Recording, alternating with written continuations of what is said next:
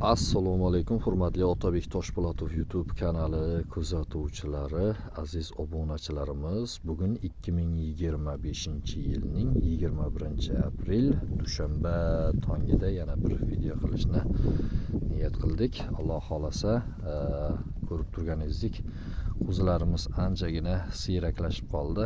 Ya'niki kecha emas, narigi kuni shanba kuni Karmana tumanida bo'lib o'tgan mol bozorida biz 3 ta qo'zi qo'chqorchamizni va hamda uydan yana 2 ta qo'chqorchamizni sotdik. Xudo xohlasa, narx-navosi bilan tanishtiradigan bo'lsak, bozorda qo'zi qo'chqorlarning narxlari juda ham zo'r ekan. Har holda ko'ngildagidek bo'ldi. Uydan o'lchab ketgandik. 3 ta qo'zichamiz, aytaylik 100 kilogramm bo'lgandi. 33 kilo, o'rtacha 33 kilodan aylangandi. Bozorda sotilgan narxi esa 6 million 200 ming so'mdan ozgina oshiqroq bo'ldi. Xullasi taroziga 62 mingdan, ya'ni живой весga 62 mingdan tushdi degandek. Yana xudo xohlasa, undan tashqari bitta urg'ochi qo'zimizni so'ydik. Alloh xolasa yana 8 ta qo'zi qo'chqorchamiz qolyapti mana. Qo'zi qo'chqorchalarimiz, sho'rliklar qo'chqorchalar.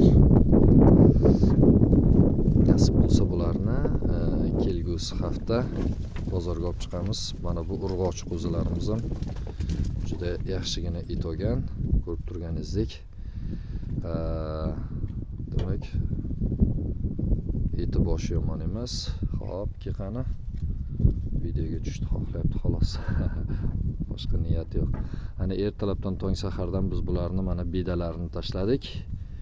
Hozir nasib bo'lsa oxiriga yemini solamizda shu bilan ishga ketamiz. Kechqurungacha ana shu ahvolda maza qilib bedalarni yeb, yemini yeb, suvini ichib damini oladi. Juda ham oson ekan qo'zi qo'chqor boqish. Men hammalaringizga aytaylik maslahat bergan bo'lardim. Qiziqqanlar bo'lsa albatta, urg'ochi qo'zilarga qaraganda qo'zi qo'chqorlarni bozori chaqqonroq bo'lar ekan.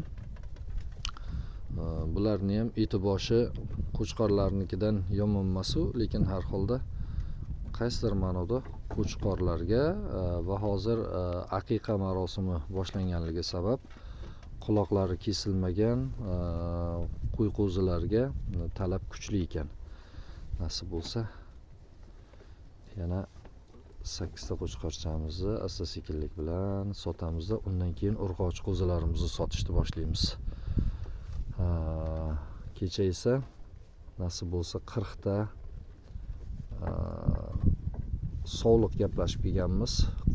Qarri sovliq 6 tish bo'lgan, 4 tish bo'lgan sovliqlar, ularni ham bularni o'rniga keltirib sekingina yemlashni boshlayveramiz inshaalloh. Qo'ramizni bo'shatib bo'lgandan keyin bizda ana shunaqa gaplar azizlar. Ana uy sharoitida kam mehnat, kam xarajat, lekin yaxshigina daromad. Sog' bo'linglar, salomat bo'linglar. Alloh taolo kasb-u kamolotimizga barokat nasib eylesin. Hammaga rahmat.